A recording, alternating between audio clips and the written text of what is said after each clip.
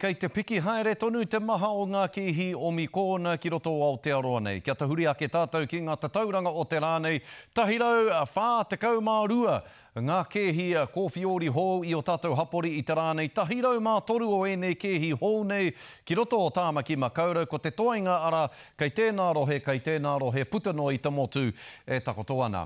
Rima te kaumā whā kehi, kua mau i ngā kuaha ki tēnei whenua. Ko te katoa wenei e whakapaitia nei e ngā mātanga hauora he kehi o Mikona.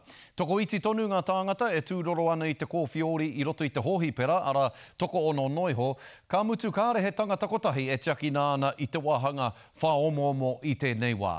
Kei te piki haere tonu, te tokomaha o tātou, te Māori e kanoārai tiana, ara ko tahi mano pūerotanga e toi ana i ai ki eke tātou ki te iwa te kau orau o tātou, kua whai i te pūerotanga tuatahi.